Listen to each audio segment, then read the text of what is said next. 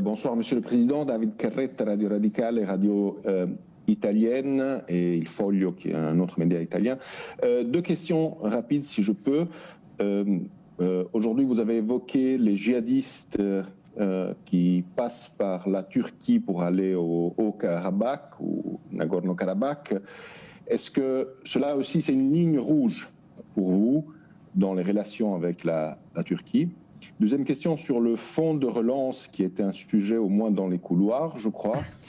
Est-ce que vous êtes prêt à sacrifier l'état de droit pour avoir rapidement ce fonds de relance, donc la proposition allemande qui est assez faible aux yeux de beaucoup de pays et du Parlement européen? Merci. Alors, sur le deuxième point, nous avons un accord en juillet qui a été conclu. Il intègre des conditionnalités sur l'état de droit. L'accord de juillet n'est pas réductible à cela, mais il l'intègre aussi, et donc il ne faut pas l'oublier aujourd'hui. Et donc on doit trouver un compromis. Il y a une proposition allemande qui a été mise sur la table. Je pense que la chancelière d'ailleurs l'a dit, elle peut être améliorée et continuer et avancer.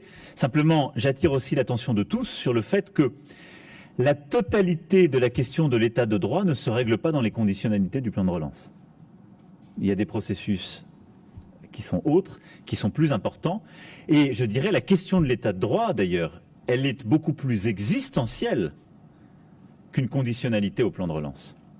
Parce que les questions d'état de droit dont nous parlons sont des questions qui relèvent de nos principes fondamentaux et même de textes qui sont, je dirais, plus larges que nos textes européens, même s'ils s'y réfèrent et les incluent. Je pense à la Convention européenne des droits de l'homme et à quelques autres. Donc je pense qu'il faut évidemment réussir à conclure le débat sur la conditionnalité de l'état de droit au Parlement. Je suis sûr qu'un accord sera trouvé et je pense qu'il ne faut pas du tout abandonner cette conditionnalité ou l'affaiblir trop. Et je pense qu'autour de la proposition allemande, il doit y avoir une amélioration qui peut être trouvée pour aboutir. Mais je pense aussi qu'il faut continuer tout le travail sur la conditionnalité, enfin sur les conditionnalités, sur la question de l'état de droit, au-delà de la question du plan de relance et du budget. Sur votre première question, j'ai en effet indiqué, ce qui est une information que nous avons établie à partir de nos propres renseignements, donc que je peux vous confirmer en propre, que 300 combattants ont quitté la Syrie pour rejoindre Bakou en passant par Gaziantep.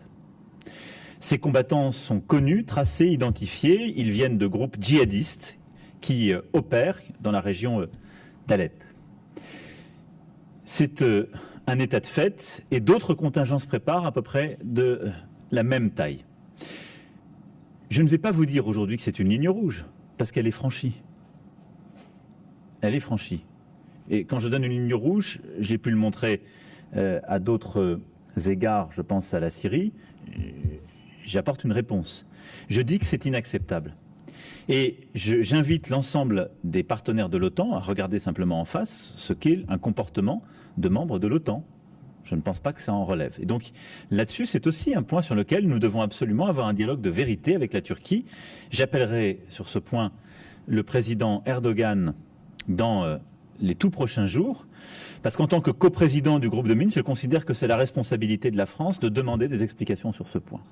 J'ajoute qu'hier, j'ai eu une discussion avec le président Poutine, préparant le communiqué à 3 que nous avons justement aujourd'hui émis, et nous avons partagé cette information, et je crois pouvoir dire que la partie russe fait la même analyse que nous. Et je pense que c'est aussi très dangereux pour la sécurité de la Russie et de la région de se retrouver avec cette situation et ces combattants terroristes. Donc il est très important là-dessus qu'on ait une discussion exigeante avec la Turquie pour régler ce problème le plus vite possible, parce qu'il s'ajoute au sujet du Haut-Karabakh.